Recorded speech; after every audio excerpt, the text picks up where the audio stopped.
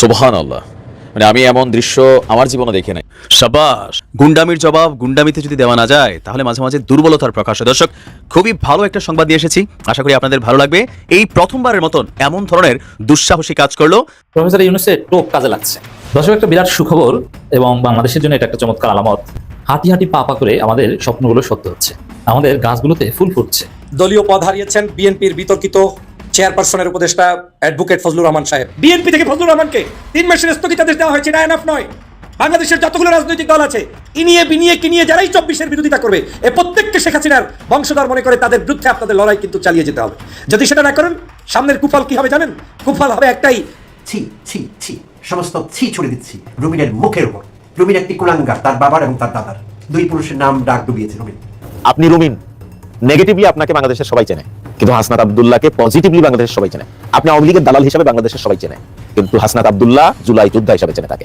একটা মানুষ কতটা জঘন্য হতে পারে, কতটা কুলাঙ্গার হতে পারে, তৌহিদ আফিদির মতন একজন ইউটিউবারের জীবনী যখন আমরা দেখলাম, আমার একেবারে শরীরের প্রত্যেকটা পশম খাড়া হয়ে গিয়েছে যে এত কম বয়সে একজন মানুষ এত জঘন্য হয়। রহমানের দলীয় পদ স্থগিত করেছে বিএনপির নীতি নির্ধারণী ফোরাম। বিএনপির একটি সূত্র বিষয়টি নিশ্চিত করেছে। সরাসরি যুক্ত ছিল, আসামিকে 5 দিনের রিমান্ড মঞ্জুর করেন একজন ইউটিউবার, মিডিয়া সন্ত্রাস তৌহিদ আফ্রিদি। আপনারা জানেন যে এই মামলার সে একজন এজাহারভুক্ত আসামি। আমরা রাষ্ট্রপক্ষে ছিলাম, তার 7 দিনের রিমান্ড প্রেয়ার করেছি। 7 দিনের মধ্যে বিশ্ব আদালত 5 দিন রিমান্ড মঞ্জুর করেছে। আসসালামু আলাইকুম প্রিয় দর্শক, বাংলাদেশের রাজনৈতিক প্রেক্ষাপট বা রাজনৈতিক পরিস্থিতির উপর বিশ্লেষণ করে আপনাদের সামনে কিছু গুরুত্বপূর্ণ ভিডিও ফুটেজ নিয়ে হাজির হয়েছি। এমনকি দর্শক, আমি আশা করছি যারা ভিডিওটি অন করেছেন তারা ভিডিওটি না টেনে সম্পূর্ণ মনোযোগ সহকারে দেখবেন, তাহলে এই ভিডিওর মূল রহস্য বা আসল ঘটনাগুলো জানতে বা বুঝতে পারবেন। তো প্রিয় দর্শক, আমি আর বেশি কথা বাড়াবো না, চলুন দেখে আসি আজকের সেই কাঙ্ক্ষিত ভিডিওগুলো। তবে তার আগে বলি, যারা এখনও চ্যানেলটি সাবস্ক্রাইব করেননি তারা সাবস্ক্রাইব করে পাশে থাকা বেল আইকনটি বাজিয়ে দিবেন, আর যারা ইতিমধ্যে সাবস্ক্রাইব করে রেখেছেন তাদেরকে অসংখ্য ধন্যবাদ। তো চলুন দর্শক, একটা লাইক দিয়ে আমরা ধারাবাহিকভাবে সকল ভিডিওর বিস্তারিত আলোচনা দেখে আসি। যদি সঠিক সময়ে নির্বাচন হয় তাহলে আমাদের এই অন্তর্বর্তী বা ইন্টারিম সরকারের যে মেয়াদকাল খুব বেশি দিন আর নাই, সবকিছু প্রস্তুত, একটা সুষ্ঠু নির্বাচন হবে। তারপর নির্বাচিত সরকারের হাতে এই রাষ্ট্রের দায়িত্ব অর্পণ করে ডক্টর মোহাম্মদ ইউনূস তিনি ক্ষমতা থেকে সরে যাবেন। আগামীতে কোনো রাজনৈতিক দলের কোনো পদ পদবি বা কোনো কিছুতে তিনি আসবেন না। তবে যাবার আগে শেষ মুহূর্তে বেশ কিছু কাজ করছেন ডক্টর মোহাম্মদ ইউনূস। দেখেন, এই জিনিসগুলো বাংলাদেশ নামক রাষ্ট্রের সার্বভৌমত্বের কল্যাণে জড়িত, আর যেটা বাংলাদেশের জন্য ভালো, যেটা রাষ্ট্রের জন্য ভালো, যেটা জনগণের জন্য ভালো, সেই কাজকে অ্যাপ্রিসিয়েট করা আমাদের দায়িত্ব। এই মুহূর্তে বাংলাদেশের জন্য আগামীতে যদি কোনো চ্যালেঞ্জিং ইস্যু থাকে যুদ্ধ নিয়ে, সেটার প্রধান একটা অংশ হচ্ছে ভারত এবং মিয়ানমার। সো বাংলাদেশের উচিত আজকে থেকে পরিকল্পনা করা যে আগামীতে কখনো ভারতের সাথে যদি আমাদের যুদ্ধে জড়ানো লাগে অথবা মিয়ানমারের সাথে লাগে, তাহলে আমাদের প্রস্তুতির জায়গাটা কতটুকু আছে। বাংলাদেশ এই মুহূর্তে উন্নতি করছে, তবে সামরিক শাখাগুলোতে বিশেষ করে প্রতিরক্ষা খাতে আমাদের খুব বেশি কিচ্ছু নাই। মিয়ানমার যদি বাংলাদেশের সাথে যুদ্ধ লাগে 2-4 মাসে বাংলাদেশ দখল করে ফেলতে পারবে। ভারত ধরেন সর্বোচ্চ 5 দিন লাগবে, যেই পরিমাণ তারা উন্নত মানের ক্ষেপণাস্ত্র, বোমা টোমা, যুদ্ধ জাহাজ বানায় রাখছে। এটা আপনার স্বীকার করেন আর না করেন, এটাই বাস্তবতা। তবে এখন ডক্টর মোহাম্মদ ইউনূস যে সিদ্ধান্তগুলো নিয়েছেন সর্বশেষ পর্যায়ে বাস্তবায়িত হতে যাচ্ছে, এগুলো কিছুদিন হলেও যুদ্ধটার মেয়াদ বাড়াই দিবে। বাংলাদেশ বিমান বাহিনীর জন্য চীনের তৈরি জঙ্গি বিমান J-10C খুবই ভয়ঙ্কর একটা যুদ্ধ বিমান।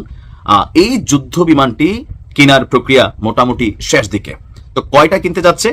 অন্তর্বর্তী সরকারের প্রধান উপদেষ্টা গত মার্চে চীন সফরে গিয়েছিলেন, তখন এটা আলোচনায় ছিল। বাংলাদেশের গণমাধ্যম না, ভারতীয় গণমাধ্যমগুলো বলছিল যে 26শে মার্চ প্রধান উপদেষ্টা যখন আপনার চীনে সফরে গিয়েছিলেন, তখন তিনি চীন থেকে কিছু জঙ্গি বিমান মানে যুদ্ধ বিমান কেনার জন্য পরিকল্পনা করছেন। আর এরপর আমরা বিষয়টা দেখছি যে আর কি বলে যে সামনের দিকে আগায় না। বাট এখন আমরা দেখছি যে এই মুহূর্তে এসে বাংলাদেশ সশস্ত্র বাহিনীকে আগামী দিনের চ্যালেঞ্জ মোকাবেলায় সক্ষম করে তুলতে 3 বাহিনী, সেনা, নৌ, বিমান এটাকে আধুনিকরণের জন্য তিনি কাজ করে যাচ্ছেন। আর এর অংশ হিসাবে বিমান বাহিনীর জন্য সরকার চীনের তৈরি J-10C বিমান কিনতে যাচ্ছে। সরকারের নীতি নির্ধারণী পর্যায়ের 2 জন প্রতিনিধি নাম প্রকাশ না করার শর্তে প্রথম আলোকে বলছেন যে আপনার চীনের কাছ থেকে 12টি J-10C জঙ্গি বিমান কিনতে যাচ্ছে সরকার। চীনের প্রেসিডেন্ট এই আগ্রহের প্রতি তার ইতিবাচক মনোভাব দেখিয়েছে।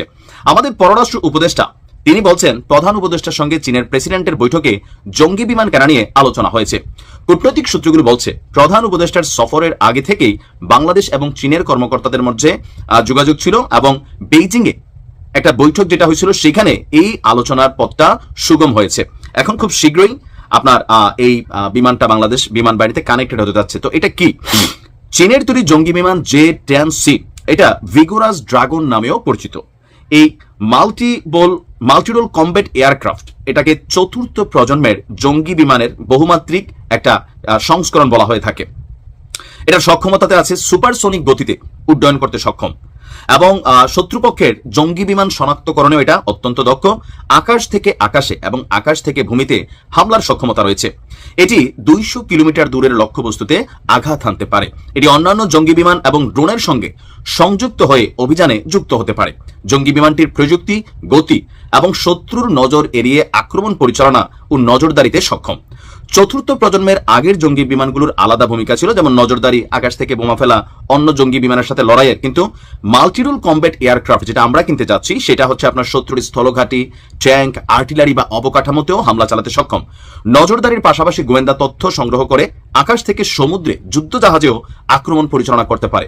শত্রুর রাডার এবং যোগাযোগ ব্যবস্থায় হামলা চালিয়ে তা বিকল করে দিতে পারে। অর্থাৎ বহুমাত্রিক অভিযানে এটা সক্ষম। আপনাদের খেয়াল থাকার কথা, গত মে মাসে কাশ্মীরে সন্ত্রাসী হামলার পর ভারত এবং পাকিস্তানের সাথে যুদ্ধ হয়েছিল। সেই যুদ্ধে চীনের তৈরি এই J-10C প্রযুক্তিগত এবং সামরিক সামর্থ্যে নিজেদের অবস্থান জানাতে সক্ষম হয়েছিল। ইসলামাবাদ বলছিল যে সম্মুখ লড়াইয়ে যখন যুদ্ধ হয়েছিল তখন J-10 বা J-10C এটা জাদুকরি কাজ করেছে। অর্থাৎ ভারতের প্রতিরক্ষা সিস্টেমকে পাল্টা জবাব দিতে পেরেছিল পাকিস্তানের এই J-10C, কারণ এগুলো তাদের যুদ্ধ বিমান বহরে আছে। এখন বাংলাদেশ এটা কানেক্টেড হতে যাচ্ছে। আগামী দিনে ভারতের অধ্যত্বপূর্ণ যে কোনো অ্যাক্টিভিটিসকে মোকাবেলা করতে এটা ওয়ান কাইন্ড অফ শক হবে। বের হয়ে নিজস্ব সামরিক ভান্ডার, যুদ্ধ লাগুক না লাগুক, বাট এগুলোকে আরো শক্তিশালী করতে হবে। ধন্যবাদ ডক্টর ইউনূসকে। অন্তত যাবার আগে এই বিমানগুলো 12টা না, যদি টাকা বেশি লাগে আরো 2-10টা কিনা ফেলা উচিত। প্রয়োজনে 2-4টা যুদ্ধ জাহাজও, মানে অত্যাধুনিক মানের। দলীয় পদ হারিয়েছেন বিএনপির বিতর্কিত চেয়ারপারসনের উপদেষ্টা অ্যাডভোকেট ফজলুর রহমান সাহেব। আমরা অনলাইনে অফলাইনে দেশবাসী বিভিন্ন জায়গা থেকে এই দুষ্ট লোকটির ব্যাপারে সোচ্চার ছিলাম, কথা বলেছিলাম এবং আমরা বলেছিলাম বাংলাদেশে বিভাজন সৃষ্টিকারী এই নেতার পদত্যাগ করতে হবে কিংবা তাকে বহিষ্কার করতে হবে। আজকের বিএনপি তাকে 3 মাসের জন্য স্থগিতাদেশ দিয়েছেন এবং তাকে পূর্ণাঙ্গ বহিষ্কারের পথে হয়তো বিএনপি চিন্তা করছেন। কিন্তু 3 মাস বিএনপির পক্ষ থেকে তাকে যে সাজা হিসেবে দেওয়া হয়েছে, স্থগিত করা হয়েছে তার সদস্য পদ সহ সকল পদ থেকে, তাতেই কি সমাধান হয়ে যাচ্ছে বিএনপির? আমি মনে করি এটা কোনো সমাধান হবে না। বাংলাদেশের মানুষ যেই আইডিওলজি বিশ্বাস করে না, বাংলাদেশে যেই মানুষরা যাদের চিন্তা চেতনা লালন করে না, সেই চিন্তা চেতনা লালন করা ছাড়া ব্যক্তিদেরকে দলীয় কোনো পদে রেখে কখনোই দল যেমন ভালো কিছু করতে পারবে না, দেশবাসীও তেমন ভালো কিছু নেতৃত্ব পাবে না। ফজলুর রহমান সাহেব মুক্তিযোদ্ধা দাবি করেন যে তিনি একজন বীর মুক্তিযোদ্ধা, কিন্তু একজন বীর মুক্তিযোদ্ধা হয়ে স্বাধীনতার 54 বছর পরে বাংলাদেশের মানুষের মধ্যে কেওয়াজ তৈরির জন্য একদম তার সন্তান সমতুল্য, নাতি সমতুল্য সাধারণ শিক্ষার্থীদেরকে বিচ্ছিরি ভাষায় গালিগালাজ করে চলেছেন। টকশোতে বিভিন্ন জায়গায় গিয়ে বাংলাদেশের বিরুদ্ধে, মানচিত্রের বিরুদ্ধে, বাংলাদেশের 24-এর গণ অভ্যুত্থানের বিরুদ্ধে এবং 24-এর গণ অভ্যুত্থানকে কালো থাবা, কালো শক্তি হিসাবে আখ্যায়িত করেছেন। এটা কোনো সভ্য সমাজ মেনে নিতে পারে না। আমি মনে করি এই ফজলুর রহমানকে বিএনপি যদি একই সাথে এক মুহূর্তে চিরদিনের জন্য তাকে বহিষ্কার করতে পারত, সেটা অবশ্যই বিএনপির জন্য একটা সাহসী সিদ্ধান্ত হতো। তারপরেও বিএনপি এই পর্যন্ত এসেছে, সেজন্য আমি তাকে অবশ্যই ধন্যবাদ জানাই। কিন্তু ফজলুর রহমানদের মতো মানুষদেরকে যদি বিএনপি প্রশ্রয় দিয়ে আজকের আগিয়ে যায়, সামনের পথে চলতে চায়, তাহলে বুঝতে হবে এদেশের যুবক তরুণ বর্তমান প্রজন্মের মানুষদের কাছে তারা কোনোদিনই গ্রহণযোগ্য অবস্থায় পৌঁছতে পারবে না। এটা লিখে রাখেন। ফজলুর রহমানরা বাংলাদেশের কোনো ভোট ব্যাংক না। আপনি গত পরশুদিন থেকে শুরু করে ফজলুর রহমানের বিরুদ্ধে যতগুলো আন্দোলন হয়েছে, সংগ্রাম হয়েছে, মানুষ লেখালেখি করেছে, বিভিন্ন জায়গায় বিভিন্ন ধরনের কথাবার্তা হয়েছে, সবগুলো আলোচনার মধ্যে কিন্তু একটা জিনিস আপনি স্পষ্ট করে দেখেছেন, সেটা হচ্ছে এই ফজলুর রহমানের চিন্তা চেতনা এদেশের ধ্যান ধারণার সাথে যায় না। ফজলুর রহমান বাংলাদেশের 24-এর গণ অভ্যুত্থান সম্পর্কে তার ধারণা নেই। তিনি মনে করেছেন যে শেখ হাসিনার মতো করে গোয়ার্তামি করেই মনে হয় কোনো একটি দলের প্রিয় আস্থাভাজন ব্যক্তিতে রূপান্তরিত হয়ে তারপরে কারো না কারো পারপাস সাফ করবেন। কিন্তু এই 24-এর গণ অভ্যুত্থানে একটি রাজাকার শব্দ উচ্চারণ করার কারণে শেখ হাসিনাকে তার বংশশুদ্ধা পালাতে বাধ্য হয়েছে, পালিয়ে গিয়েছে। স্যাসরার বাচ্চারা এখন আর বাংলাদেশে কিন্তু নেই, তারা কিন্তু আজকের বাংলাদেশ থেকে শেষ হয়ে গিয়েছে। আজকের এই ফজলুর রহমানরা বাংলাদেশের বর্তমান সময়ের মানুষের চিন্তা কি, বর্তমান সময়ের মানুষ কি চায়, বর্তমান সময় মানুষ চায় ইউনিটি, বর্তমান সময় মানুষ চায় ঐক্যবদ্ধ, বর্তমান সময় মানুষ চায় ধর্মীয় মূল্যবোধ, সামাজিক মূল্যবোধ, রাজনৈতিক অস্থিরতা মুক্ত একটি বাংলাদেশ। সেখানে আপনি চেগিয়ে যুব সমাজকে, বর্তমান সমাজকে, ছাত্র সমাজকে আপনি যা তা বলবেন সেটাই দেশের জনগণ মেনে নিতে পারে না। আপনার জন্য এই 3 মাসের শাস্তি এটা একটি লঘু শাস্তি। হয়তো সম্মান আপনার অনেক নষ্ট হয়েছে, কিন্তু এই সম্মান নষ্টের মধ্যে দিয়ে আমার দেশের অনেক কিছু ইজ্জত রক্ষা হবে না। আপনাকে চিরদিনের জন্য বহিষ্কার করে এই দেশ থেকেই তো আপনার ওই শেখ হাসিনার কাছে পাঠিয়ে দেওয়া উচিত। বন্ধুরা আমার, আপনারা যে কথা বলতেছিলাম খেয়াল করেছেন কিনা, গত কয়েকদিন পর্যন্ত ফজলুর রহমানের পক্ষে যারা দাঁড়িয়েছে ওদের চেহারা চুরা দেখলেই বুঝবেন যে লোকগুলো সব আওয়ামী লীগ। বাংলাদেশের কোনো চিন্তা চেতনার, এমনকি বিএনপি ঘরানার ডানপন্থী চিন্তার কোনো মানুষ তার পক্ষে দাঁড়ায় নাই। যারা দাঁড়িয়েছে সবগুলো চিন্তায়, লালনে, মননে, জীবন চালনে সর্বক্ষেত্রে হচ্ছে আওয়ামী ধ্যান ধারণার মানুষ। তাহলে কি আওয়ামী লীগের ধ্যান ধারণার মানুষগুলো নিয়ে বিএনপি তার জীবন চালাতে চায়? এটা করতে গেলে আওয়ামী লীগ আর বিএনপির মধ্যে কোনো পার্থক্য থাকবে না। তার মানে আপনি ওই দল হয়ে গেলে আওয়ামী লীগের যা হয়েছে আপনারও তাই হবে। কিন্তু এই কঠিন কথাগুলো কেউ বলবে না এজন্য, কারণ সুখের দিন এসেছে, তো ধান্দাবাজির সময় এসেছে। টেন্ডারবাজি করবেন, চাঁদাবাজি করবেন, সন্ত্রাসী করবেন, নৈরাজ্য করবেন, পদ পদবি ভাগিয়ে নেবেন, এরপরে আপনি বিশাল মস্ত বড় নেতা হয়ে বাংলাদেশের বিশাল কিছু দাবি করবেন। তো সেই জন্য তো আপনার কাছে এই লোকগুলো আপনাকে ভালো পরামর্শ দিবে না। এদের ধান্দা হচ্ছে দেশে অস্থিরতা হোক, দেশ ধ্বংস হোক, মূল্যবোধের বিপক্ষে যাক, আমার পক্ষ ঠিক আছে কিনা, এটা হচ্ছে ধান্দা।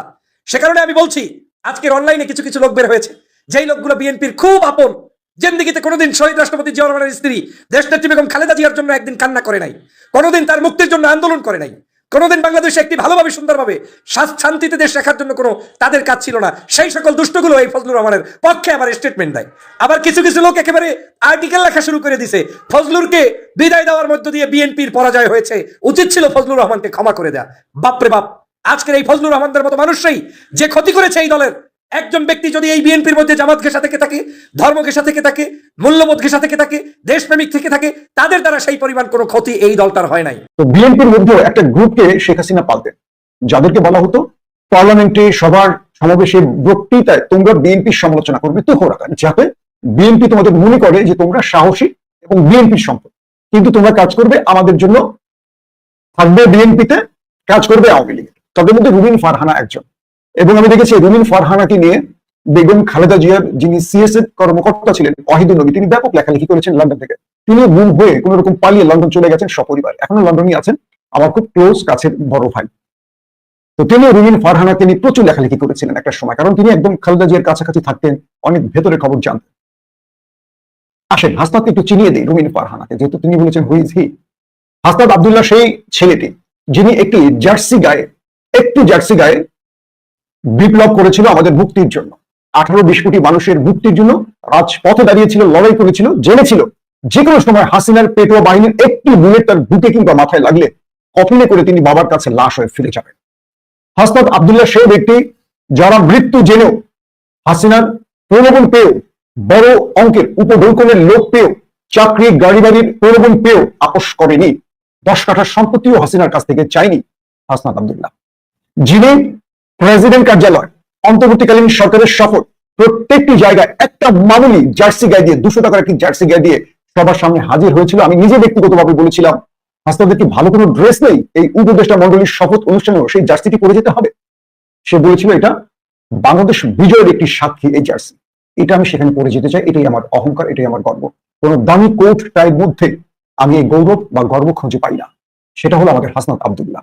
তার সাথে আমার রাজনৈতিক আদর্শে, মতের যথেষ্ট অমিল থাকতে পারে, কিন্তু আমি তাকে সবসময় একটি চেহারায় দেখতে চাই, সেটা হলো জুলাই বিপ্লবের একজন সিপাহসালার, যে দেশে 16 বছর তাবৎ রাজনৈতিক দল মিলে হাসিনার একটা পশম বাঁকা করতে পারেনি, হাসিনার অবৈধ মসনদের একটি পিলার নাড়াতে পারেনি। সেই দেশে সার্জিস, হাসনাত, আসিফ এবং আমাদের মাহিনরা, হান্নান মাসুদরা, রিফাতরা, সাবেক কায়েমরা নাড়িয়ে দিয়েছিল মসনদ।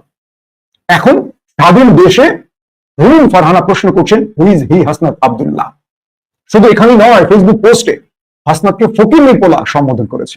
এই দেশে 500 টাকা দিয়ে ভোট কেনা যায়, এই দেশে 500 টাকা দিলে একটা মানুষের ম্যান্ডেট একটা চোরের কাছে বিক্রি করে দেয়। প্রশ্ন করেন তো। আমি অলি আহাদের প্রতি সম্মান জানিয়ে বলি, তিনি বাংলাদেশের ভাষা সৈনিক, বাংলাদেশে বড় বড় রাজনৈতিক প্রেক্ষাপটে তিনি একজন গুরুত্বপূর্ণ ব্যক্তি। অলি আহাদের কন্যা রুমিন ফারহানা এমন একটি মুখে কথা বলবেন চিন্তা করিনি, যে অলি আহাদ কৃষকের সাথে কাজ করছেন, গরিব মেহনতি মানুষের সাথে কাজ করছেন। আজ তার মেয়ে বলছেন একটা মধ্যবিত্ত পরিবারের ছেলে যে বিপ্লবের সামনের কাতারের একজন লড়াকু সৈনিক, তাকে বলছেন ফকিন্নির পোলা। প্রিয় দর্শক, আমি আশা করছি ভিডিওটি সম্পূর্ণ মনোযোগ সহকারে দেখেছেন। সেই সাথে ভিডিও সম্পর্কিত কোনো তথ্য বা মতামত থাকলে কমেন্ট বক্সে জানিয়ে যাবেন। আজকের মতন এখানে শেষ করছি, ফিরে আসছি আগামী দিনে অন্য কোনো টপিকস নিয়ে। সে পর্যন্ত ভালো থাকবেন। আল্লাহ হাফেজ।